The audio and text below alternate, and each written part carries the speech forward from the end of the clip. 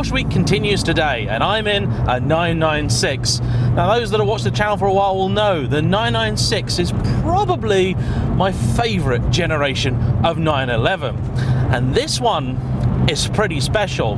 This is a Mark 1 996 GT3 Clubsport, but it's no ordinary 996 GT3 Clubsport either, because this one has been fettled by the good people at Manthey Racing, meaning this one is a bit tauter, a bit sharper, and somewhat pokier than standard. The regular 360 horsepower figure was always rumoured to be perhaps a little bit optimistic. This one is putting out now about 400. Now here's the thing about a 996 GT3.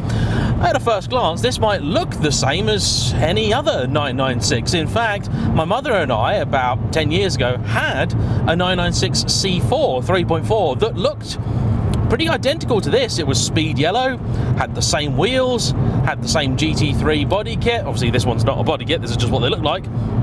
And if you didn't know your cars, you wouldn't be able to tell the difference. But believe me when I tell you, there is a world between a regular Carrera and a GT3. These are very special cars, and this one more so.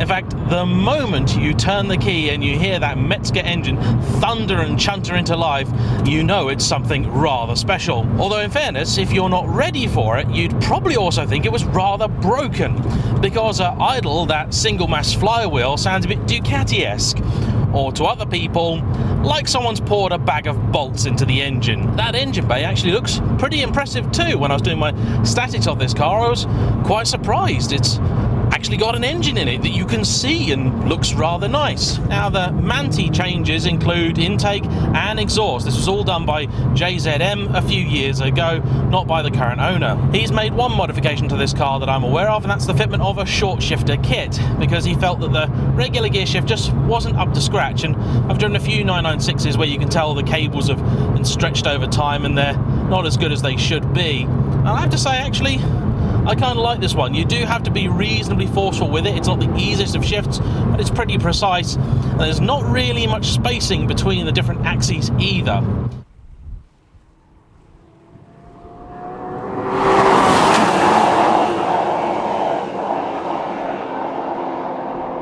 However, this is a car that's never really been about straight line performance in the same tradition of all great Porsches. It's more about how it feels and how it can flow through a set of bends. So let's find out. That engine sounds wonderful, it really does. Oh, the car is just really light on its feet. Now, I'm exercising some caution here, not because I'm worried about grip levels or anything else, but because a couple of times already I have felt the underside of the car tap the ground. It sits pretty low, this thing. It's set up very aggressively. It is a track-orientated car, and I'm very glad to say that its current owner, a very kind gentleman by the name of Sandy, actually takes it on track. So good to see, because so few owners actually do that now. These things are treated like museum pieces, and they just shouldn't be. They're so good to drive. It's a crime to not do that. I mean, it's not like this thing's had 1 million miles put on it. In fact, it's got just shy of 28,000 currently. And I hope that Sandy can add quite a few more to that total during his ownership. Now, the engine, like all small, high-revving, naturally aspirated units, does need some revs to do its best. And it goes up to about 7,600. Not the stratospheric heights of some of the later 997 GT3 units, but trust me, it's got ample performance, shall we say.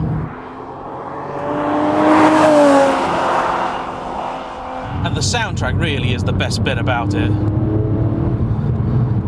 Just pure, proper 911, and the steering, it's so delicate. But I've just come out of a Cayman, which is pretty good in steering as far as most cars are concerned, and this is just another level better.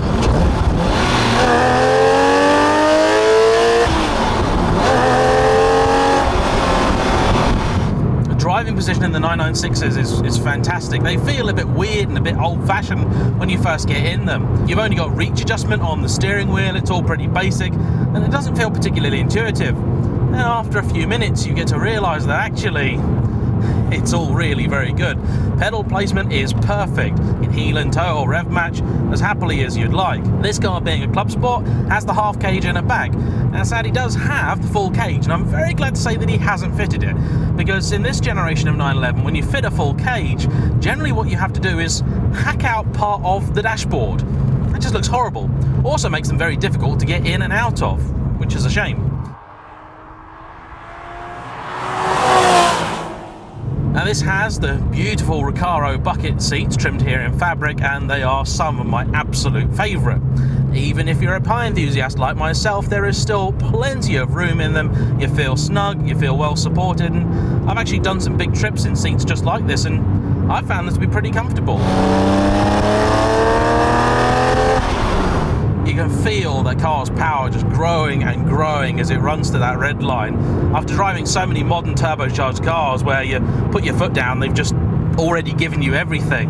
It's so nice to drive a car that actually requires some involvement, requires work to get the very best from it.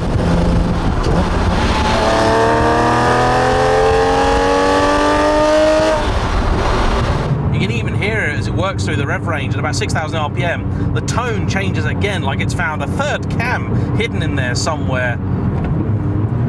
And of note, although I can't believe that there would still be people out there that don't yet know this, these engines don't suffer any of the same problems that the regular Carrera items did. For a long time, you could pick up a car like this for something like 30, 35 grand. And I recall when they were that price, nobody was really actually that interested in them. But it didn't take long before people realised that they were, in fact, brilliant. And you see what I mean there? That's the car tapping the ground, so I've got to be a bit wary of that. I have been told apparently what is touching the ground is in fact the brake ducts, so I don't need to worry too much, but I'm still going to exercise caution.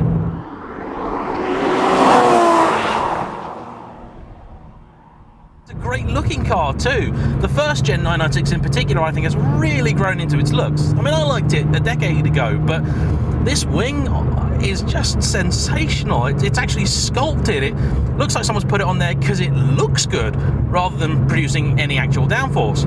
They're fully adjustable too. You can muck around with them and put them in all sorts of different settings, but I just think it looks awesome. There is no traction control in a 996 GT3, which means if you get it wrong, it's your own fault, and whatever happens next is, well, consequences. In all fairness, the traction control in something like a 996 C4 actually turned itself off over about 62 mile an hour anyway. I remember reading that in the manual when I had one and thinking, shouldn't they tell more people that most of the time the traction control is actually off? The truth is though, on a good day, on a good road, that you shouldn't really need to worry about there being no traction control. Frankly, 1990s traction control is a bit rudimentary to say the least anyway. If I had one of these cars, and believe me, if I was going to ever have another 911, I wouldn't say no to something like this if I could afford it. I'd definitely do the Manthey engine upgrades. The suspension, not so sure. Now these things do like to follow the road. I mean, they will dart and weave and twist around in a way that will make an Alpha 4C owner very proud and happy. This road in particular actually is not too bad, but I remember driving a totally standard one of these and going down the road wrestling the steering wheel like some sort of agitated salmon. There are faster 911s, there are faster GT3s, there are more sexy, more desirable ones.